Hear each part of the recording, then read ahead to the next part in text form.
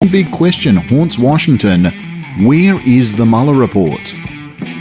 Ed Blakely is a former Washington insider now living in Sydney, Australia. My name is Sean Britton from the radio station 2SER. Find us every week on iTunes, Whooshkaa, Facebook and Twitter at US of Ed. Donald Trump isn't satisfied with walling off Mexico, this week threatening to cut off the border entirely.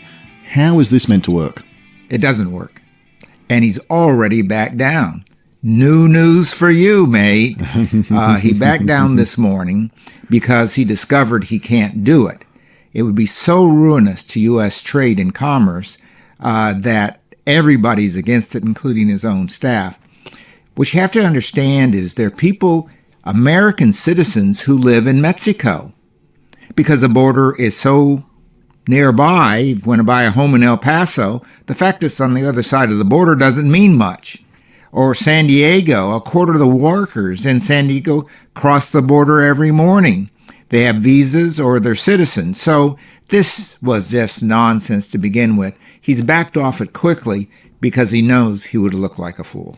Well, trying to save face, I imagine he's threatened that Mexico needs to do something within the next year to stop drugs and migrants from crossing the border, or once again, he'll look at shutting it down as well as imposing tariffs on cars. So what is Mexico... Who pays the tariffs? Yeah. Americans. This is the problem. And if he shut it down, who pays the price? The United States.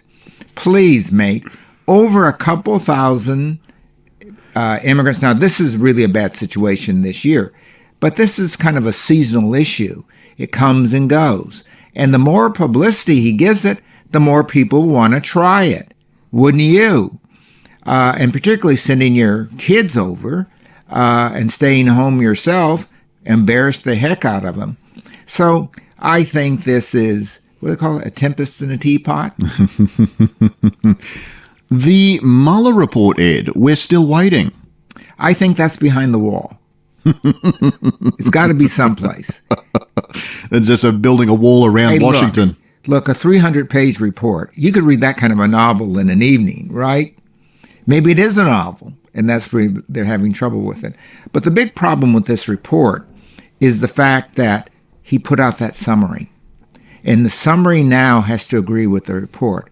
And I think that's where they're having real problems. That summary is really a noose around the Attorney General's neck because his conclusions, which he says are drawn from the report, you can't get there from the sentences he chooses to use. So where's he going to go? The other thing is there's active investigations still going on. And you can't expose those investigations, nor the subpoenas, nor the indictments. So this is a big no news. Finally, the interesting thing about this, the House Democrats have voted overwhelmingly to see this report, and the Republicans have voted almost overwhelmingly not to see it. Why is that? If it exonerates the president, why don't the Republicans want it to be seen? Don't get it. Also this week, Democrats have formally requested the IRS hand over 6 years of Trump's personal and business tax returns. That's sure to start another big battle. There's probably not anything in the file by now. We waited so long. Things have a way, fires happen, documents just aren't where you thought they were going to be. It's kind of like a novel, you know, where you go in the back caverns and the documents you thought were there weren't there. This could kind of be like one of those Brown novels, you know, the Chasing the Holy Tax Return. I think this Holy Grail is going to be very hard to get. Yeah, probably a better chance of breaking into the Vatican. Oh, yeah, I broke into the Vatican, so I'll tell you that story some other time. Healthcare? Trump is now pushing back the repeal of Obamacare until after 2020, which means we're going to see another election fought on the issue that Trump claimed would be basically sorted the day he got into office back in 2016. Are we looking forward to hearing about this all over again? Well, we're going to hear about it, but not in the way that Trump says. We're going to hear about it because Trump and his people have done so much damage to Obamacare, and it's hurting American citizens, and they're complaining about it. So we're definitely going to hear about it. And I think it's going to be in the campaign for sure. The Democrats have a huge advantage here because most people are voting for it in their own states through Medicare expansions. So there's going to be an Obamacare. There has never, ever been in the United States a universal program that has been repealed. Let me give you an example. There's a tea authority in the United States to test tea. It started the day the country started. The tea authority is X'd out in every budget, but it is still there. So give me a break. Healthcare? Nah, never. As you say, it's almost a free kick for Democrats because I think it's undeniable when Obamacare was originally implemented, long before Trump and his cronies got their claws into it, there were problems, and there were problems that did hurt people. But ever since, obviously, Trump was elected in, the Republicans were elected in, they have been, of course, chipping away at it outside. And as you say, these are real issues that affect real people. So far from talking about the original problems we had with Obamacare, what Obama could originally get in, we're now just talking about what Republicans have been doing to damage it. Mate, you've just given them, the Republicans, their program. Repair Obamacare and call it whatever care. Just repair that and it'd be a great program without extensions of Medicare, which is hugely expensive. Repair Obamacare, don't repeal. Hey, should I work for the Republicans? Repair Obamacare, don't repeal. I can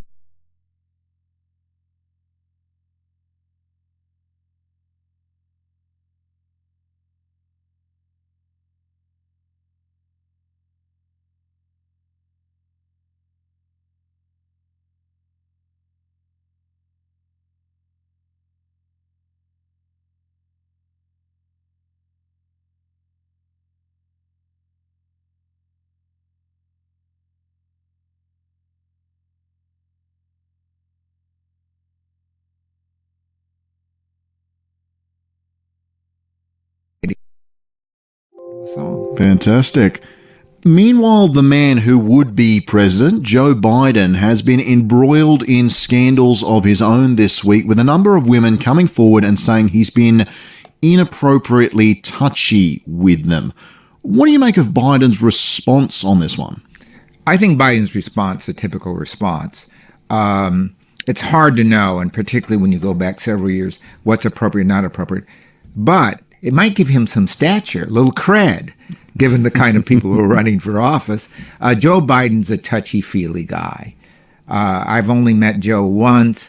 I mean, we barely knew one another. His handshake was very robust, and he gave me the shoulder thing. Since I'm a black male on the way out, I could have considered that inappropriate. But come on. This is America. This is, the late 20th century. It's the problem with these accusations now. They've gone a bit off the rails, where the good ones and the bad ones now are conflated, and they're losing appeal. This will not have legs in a couple of months. It's one of those tricky ones because even though we've talked about the Me Too movement before, it's certainly not on you and I to be saying where these lines should be drawn. No, but we do know something about public and public relations and public media and political campaigns. Some things will stick and they will rise. If Trump, after Access Hollywood, if that didn't move the dial, what Biden's done is very, very small. It is very hard to wrap our heads around. And again, I think you and I should be careful here because we are talking about another gender, much as we were talking about Aboriginals or Black Americans. It's their struggle, and what they have to say clearly is paramount, and it doesn't matter if it's Joe Biden, me, or you. Puerto Rico, we came back to just how poorly the country has been treated in terms of disaster relief, last week. It's just bizarre to me, Ed. Like a lot of Trump's behaviour, he repeats incredibly obvious lies, like saying the US territory got $91 billion for the hurricane, more money that's ever been gotten for a hurricane before. That would actually be inaccurate, even if it was true, and it's most certainly not true. He attacks and attacks, but then seems incredibly wounded that Puerto Rico hasn't showered him with gratitude. Wasn't Trump's father born in Germany? This has been one of them this week, hasn't it? Oh, come on. I mean, why continually tell lies that have no space, no $91 billion? We didn't get that in Katrina with 5 states. So how could Puerto Rico will be the richest state in the union with $91 billion? Why, if you're going to tell a lie, give one, if he said 91 million, fine.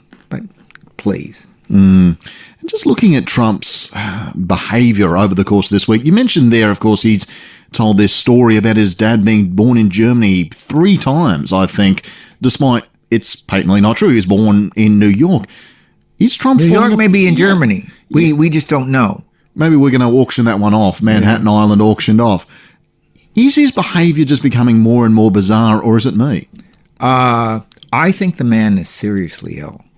And this is the first time I've said this on the airwaves. But I think he doesn't have control over himself anymore.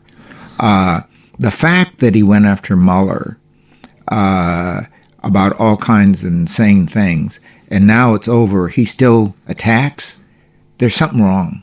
Really something deeply wrong and troubling, and I think the Republicans are seeing it.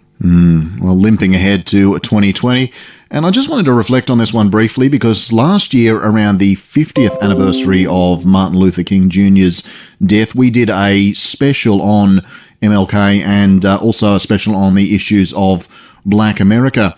This week, just yesterday, the 51st anniversary. Any other reflections, Ed? Well, I think we're clearly in the same place we were last year. But in some ways, some things are, more in the open.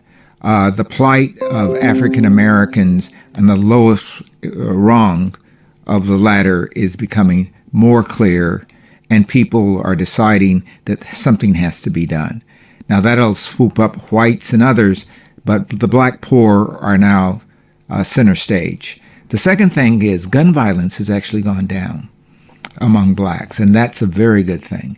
And the third thing, this Smollett business, says that blacks are not protecting a person who acts like Trump. If you're going to tell lies, you're not getting any protection from the black community. So there are some advances. I would say the black community is now within the law. That is, blacks can feel comfortable within the U.S. legal system for the very first time. And I wish we could get that way with Aboriginals here. US of Ed is produced in the studios of 2SER in Sydney. Help support the work we do by going to 2ser.com/support. Ed and I'll be back next week to talk the latest in US news and politics. Subscribe on iTunes and Whoosh to stay up to date, and show us some love on Facebook and Twitter at US of Ed.